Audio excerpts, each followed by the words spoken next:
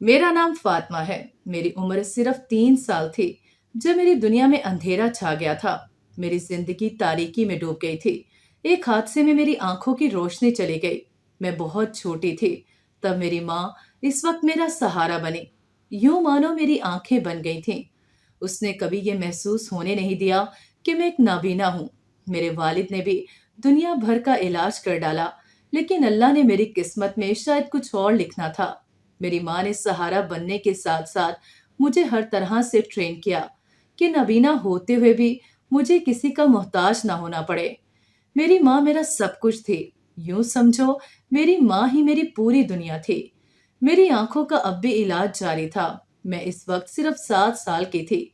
मैं अपने अम्मी अब्बू के साथ घर लौट रही थी कि अचानक हमारी गाड़ी का एक्सीडेंट हो गया और मेरी दुनिया मुझसे रूठ गई।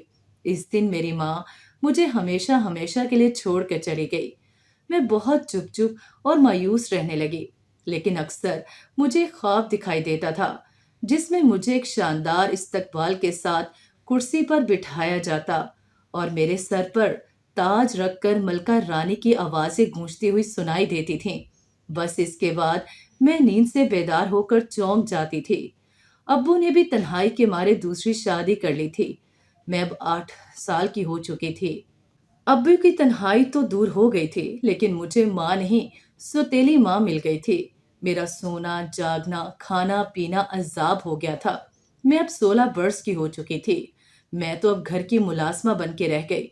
सुबह शाम आंधी पे आंधी, सुबह शाम अंधी ये अंधी वो, कहाँ मर गई, अब तक चाय नहीं बनाई, खाना कब बनेगा, अंधी कपड़े धो, अंधी झाड़ू पूछा कर, ये सब सुन सुनकर मेरे कान पक चुके थे। अब मुझे वाकई एक सहारे की जरूरत थी। मेरे वालिद भी अब मुझे सिर्फ एक मुलाजमा समझते थे। रात को थक हार कर रो रो कर माँ को याद करती थी और सो जाती थी। फिर ख्वाब में शानो शौकत, तख्तो ताज देखती, खुद को मलका रानी बना देखती तो चौंक कर उठ जाती थी। सुबह होते ही वही घर की मुलाजमा, सुतेली माँ के तंजिया ताने सारा दिन मेरे कानों में गूंजते थे। कभी कभी मैं सोचती कि काश मैं भी मर जाऊं, कम से कम माँ के पास तो पहुंच जाऊंगी ना। लेकिन मेरी किस्मत में तो शायद कुछ और ही था। एक रोज मैं बाजार से सब्जी लेके घर वापस आ रही थी। न जाने मैं किस सोच में थी कि अचानक सामने से आती हुई एक गाड़ी से मेरी जोरदार टक्कर हो गई। शायद बेहोश हो गई थी। जैसे मुझे होश आया, मुझे महसूस हुआ सामने कोई खड़ा है। मैंने छू कर उसे महसूस किया कि कौन है। यहाँ एक कड़क सख्त आवाज मेरे कानों से लगी, आप मेरे साथ चलें, आपके लिए एक नौकरी है। वहां आपको सिर्फ पैसे नहीं और बहुत कुछ आपके इंतजार में है। अगर आप मेरे साथ जाना चाहोगी या वापस अपनी सौतेली माँ के पास। मुझे उसकी गुफ्तगू सुनकर हैरानगी सी हुई कि यह आदमी भला मेरे बारे में सब कैसे जानता है। इतने में उसने जवाब दिया, मुझे यहाँ आपके लिए भेजा गया है और आपके बारे में मैं सब कुछ बताया गया है। मैं इसकी बात सुनकर थोड़ा खौफ सा महसूस हुआ। वो मेरा हाथ पकड़कर जंगल की तरफ चल दिया और मैं जैसे जैसे जंगल की तरफ जा रही थी, मुझे धीमी धीमी खुशबू महसूस हो रही थी। जंगल शायद और घना और झाड़ीदार था। वो मुझे आगे ले जाता गया।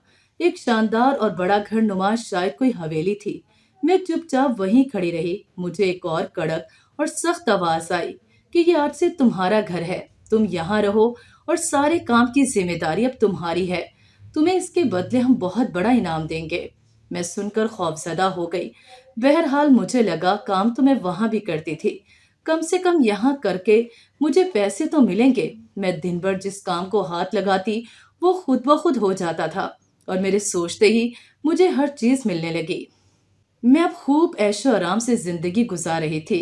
एक रोज एक कड़कती आवाज मुझे महसूस हुई। मेरा दिल लरज उठा जब कहा कि हम तुमसे शादी करना चाहते हैं और तुम्हें इस महल की रानी बनाना चाहते हैं। क्या तुम राजी हो? बस ये सुनते ही मैं कांप गई कि ये सब तो मैं ख्वाब में देखा करती थी। अगले ही लम्हे मुझे दुल्हन की तरह सजाया गया और चंद औरतें मुझे ले जाने लगीं और कुछ ही लम्हों में मुझे एक आलीशान तख्त पर बिठाकर वही सुनहरी खूबसूरत ताज पहनाया गया जो ख्वाब में मैं देखा करती थी। मेरा दिल जोर जोर से धड़कने लगा। मुझे अपने आसपास बहुत सारे लोगों की भीड़ महसूस होने लगी। मुझ पर अब खौफ तारी हो रहा था। मैं बुरी तरह कांपने लगी।